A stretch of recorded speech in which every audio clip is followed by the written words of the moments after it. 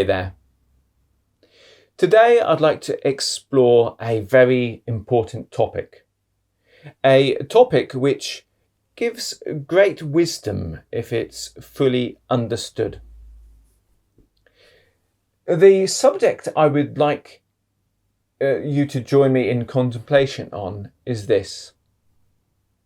Why do so many students fall in love with their guru or with a spiritual figurehead? This was actually a question sent to me by someone who felt really disillusioned by what they'd seen. So many people full of such affection flocking to certain figures, and the resulting circumstance not being very enlightening for anyone. So if we look at this circumstance, we can see that there are reflections of it in other areas of life. Situations whereby somebody falls in love with someone they don't really know or have any genuine interaction with. This situation often occurs with celebrities.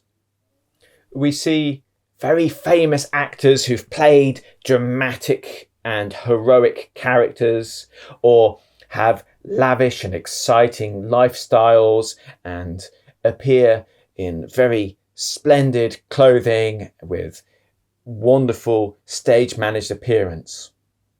And people watch this and they connect with the characters and love the films.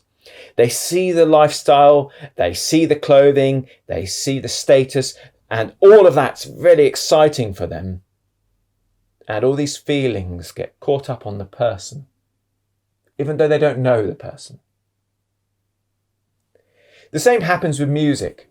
Sometimes a band or a musician or a singer can be so amazing that we enjoy what they do to such a degree that that enjoyment and that aspiration to feel that way gets caught up on them. There are none of the signs of an authentic interaction which would have the beautiful richness that we'd associate with authentic love. It's a confused association. Now, this confused association also happens in other areas. Sometimes you'll see in normal education, in high school, in colleges, in universities, a student really wants to understand a subject, really loves the subject, really loves and is impressed by intelligence. So they fall in love with their teacher. It's as if some part of them thinks that being very, very close to that teacher will help them absorb the knowledge by osmosis, just by proximity. In this, we can see that somewhere amongst this confused circumstance, there is a genuine positive suggestion.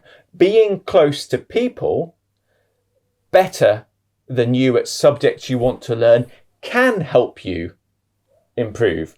Being in contact with people with certain talents or lifestyles can help you learn from that.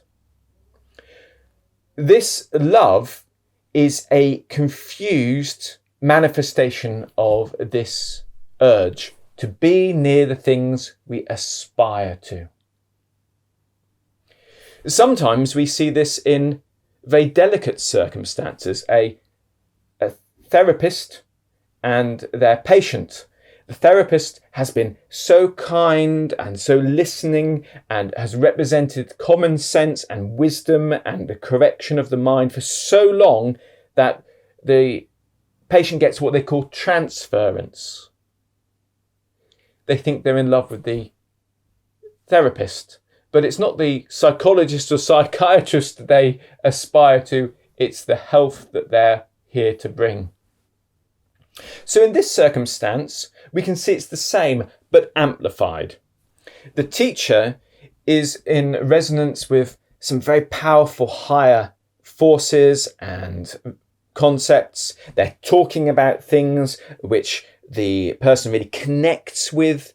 They're after that balance and that wisdom, the tradition that they represent holds. So you can forgive someone with such strong emotions and genuine wish to aspire to these things for getting this hooked onto or connected with the teacher. They've got the apparent mixed up with the real.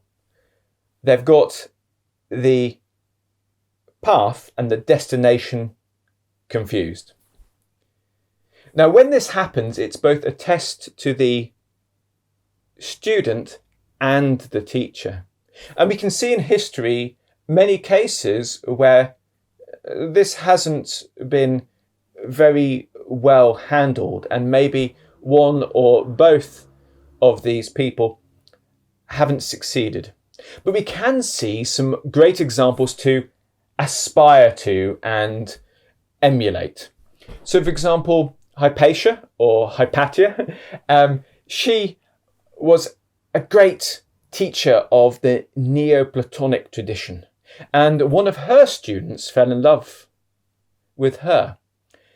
She did everything she could to make sure the student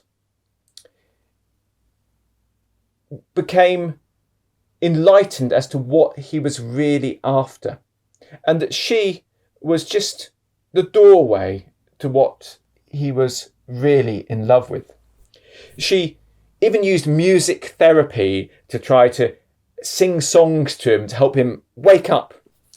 In the end, she had to resort to some very dramatic, symbolic gestures which were designed to jolt him out of this confusion.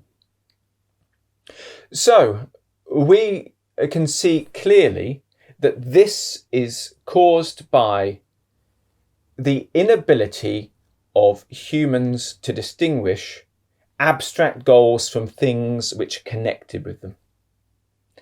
And we can see this on many levels, even down to how when someone gets interested in a certain subject, they want to have all the things associated with that subject, the cultural objects, the symbols, the trinkets, the phrases that are used.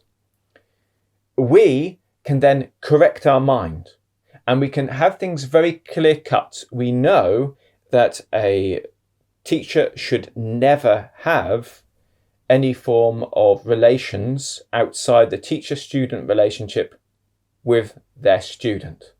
We know that this is an opportunity to point the student towards the genuine aspirations and help them see clearly. My name's Martin Faulks, and I hope this video has been of use to anyone who's observing or part of such confusions, and will allow you to gain the best from them. Until next time, let's let every word, thought, and action count.